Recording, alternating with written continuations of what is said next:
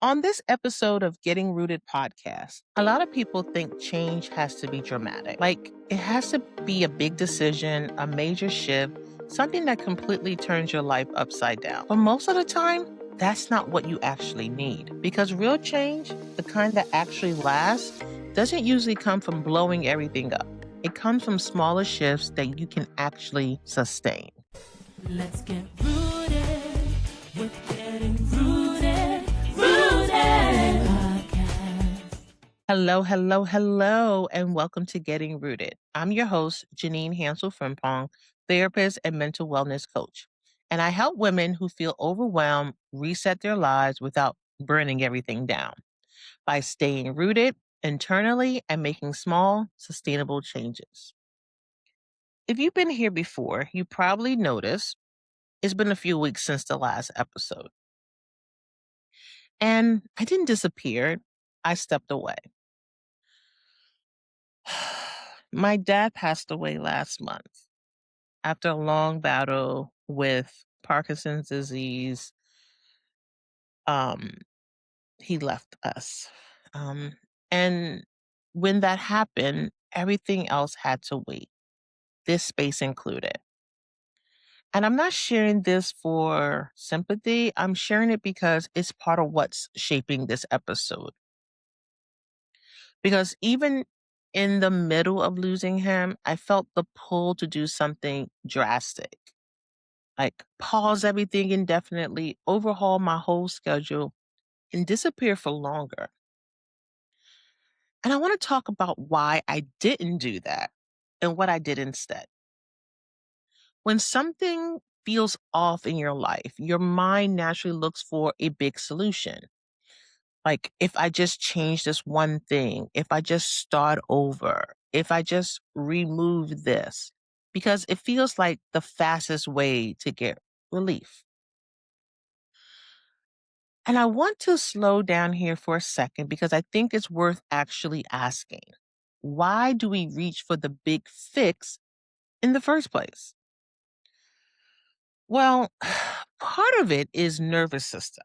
When something feels unstable, when your body wants certainty fast, it's it's a drastic move. It gives you the illusion of certainty. And quitting feels pretty certain, right? Leaving feels certain. Cutting someone off feels certain. Even if it creates new problems, it feels like you're doing something instead of sitting in the discomfort of not knowing. Part part of it is control. When life has already taken something out of your hands, whether it's a diagnosis, a loss, a relationship ending, the drastic move can feel like the one place you still get to decide something, even if the decision isn't actually the right one for you.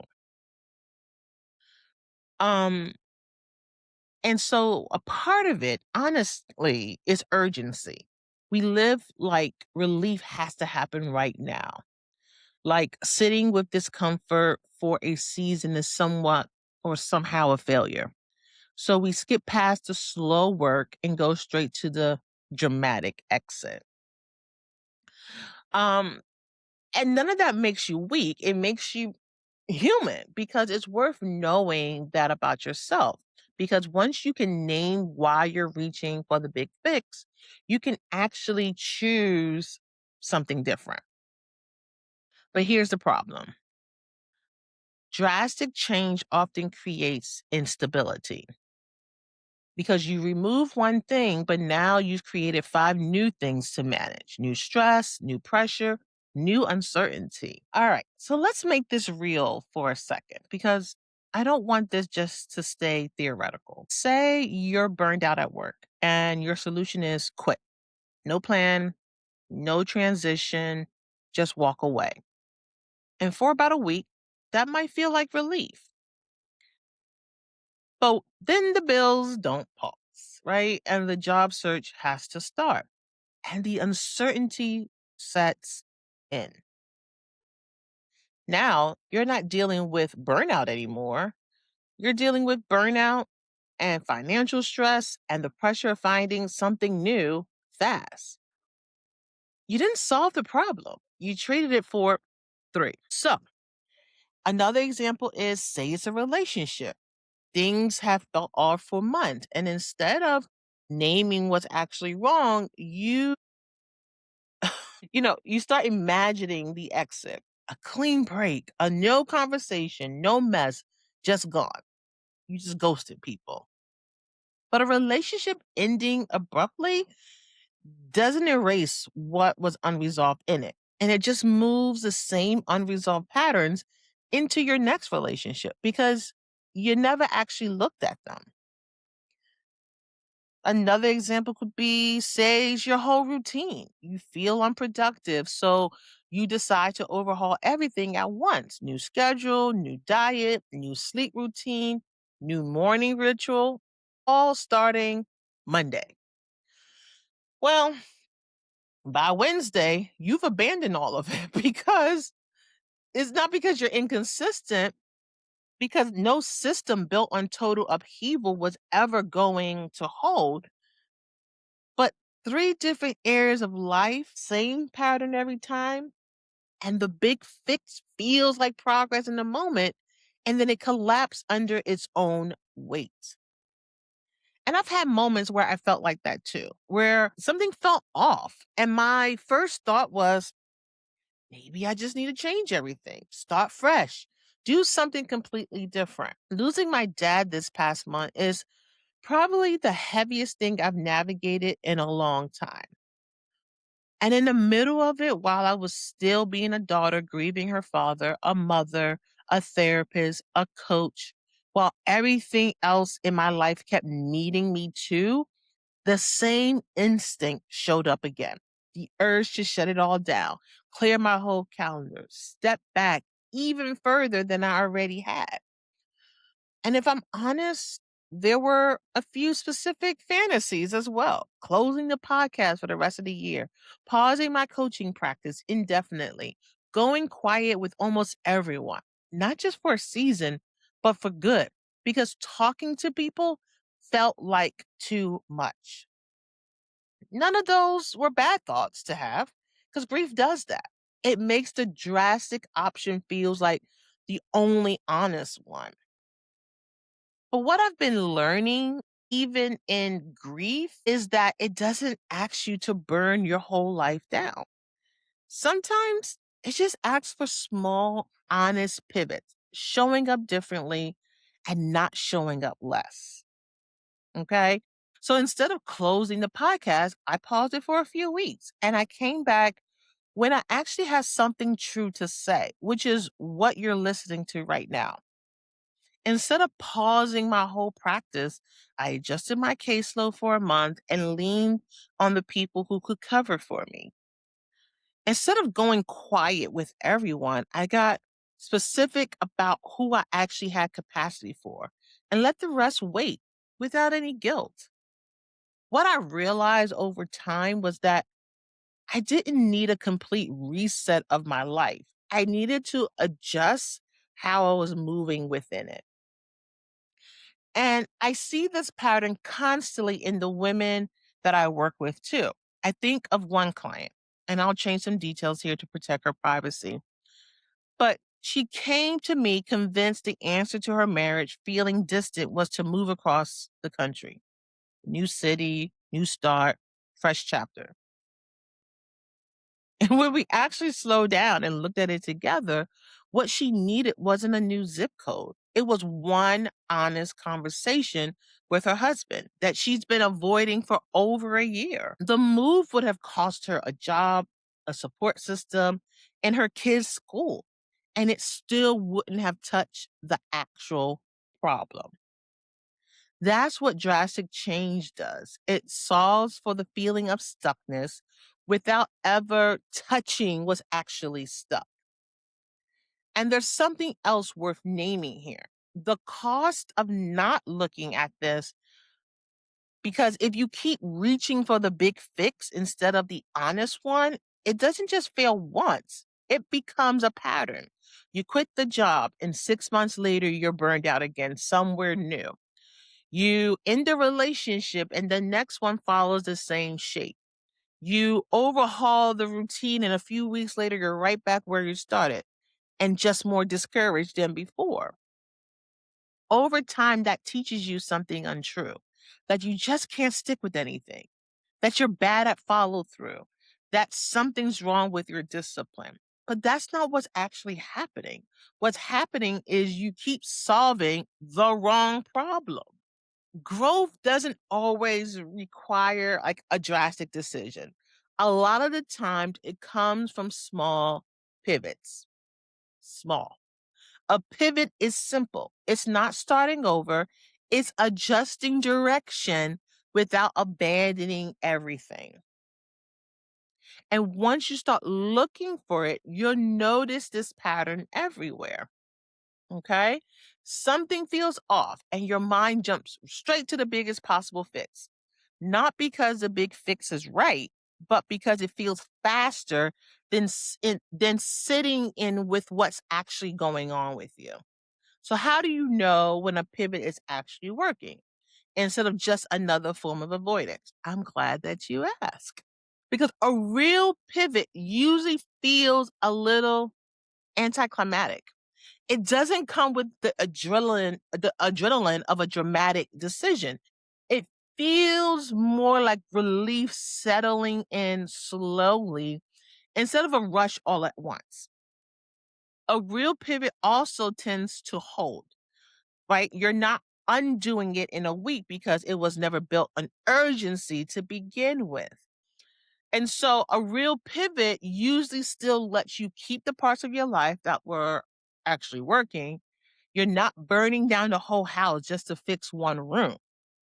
So if what you're considering fails those three tests, if it's dramatic, if it feels unsustainable already, if it takes out everything instead of the one thing that actually is broken, that's usually your sign it's reaction and not change. So instead of quitting the job, it may look like setting a boundary around your hours. Instead of ending the relationship, it might look like having the honest conversation you've been avoiding. Instead of overhauling your whole routine, it may look like choosing rest instead of pushing through just for today. Small shifts, but intentional ones. So let me ask you a few things. And I'd actually encourage you to sit with these instead of rushing past them. Where in your life does something feel off right now? And when you feel that, what's the first solution your mind reaches for? Is it usually the big one or the dramatic one? And as you notice that, whatever decision, whatever your mind goes to, I want you to also ask yourself, is that actually the fix to the problem? Or is it just the fastest way to feel like you're doing something about the problem? Another question I have is what would it look like to sit with that discomfort for one more week instead of solving it today?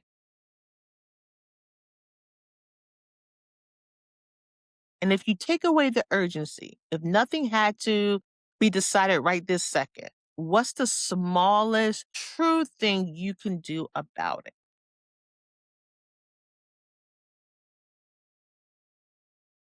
Instead of asking, what do I need to change completely? I want you to start asking, what's one small shift I can make within this? So I want to close the back door on something because it's not that drastic change is always wrong. Okay. Sometimes you need to do that, right? Sometimes a big shift really is what's needed. Sometimes the job really does need to end. Sometimes the relationship really is over. I'm not telling you to stay in something that's actually harming you. But most of the time, when something feels off, the fix isn't a bigger life. It's a more honest one small adjustment at a time. Because safe change is sustainable change.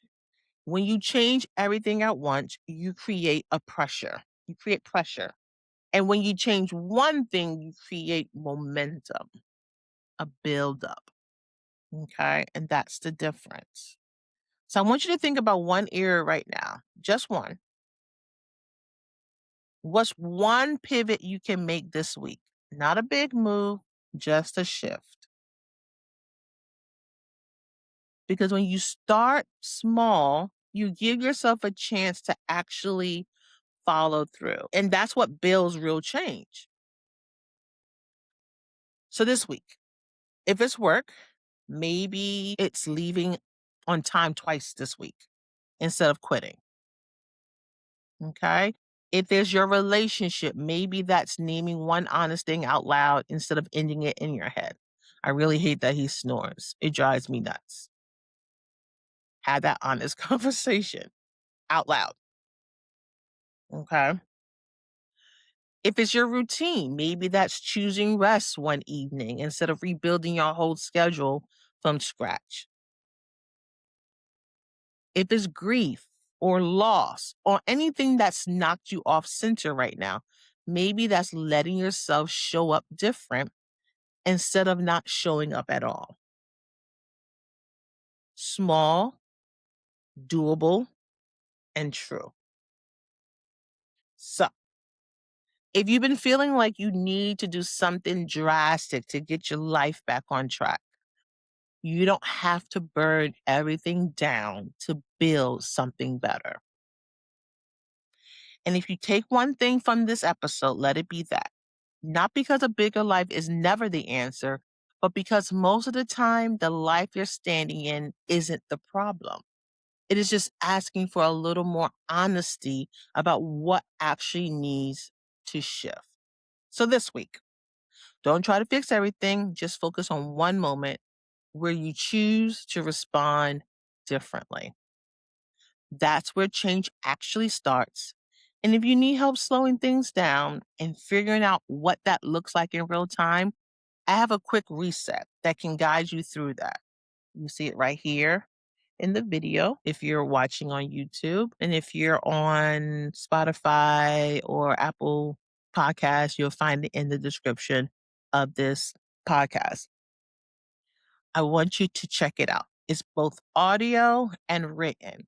And so you can listen to it while driving or exercising, or you can find time to meditate and just be with yourself and read it. Both options are available, but just make sure that you click the link and follow the steps so that you can get that free guide sent to your email. Okay?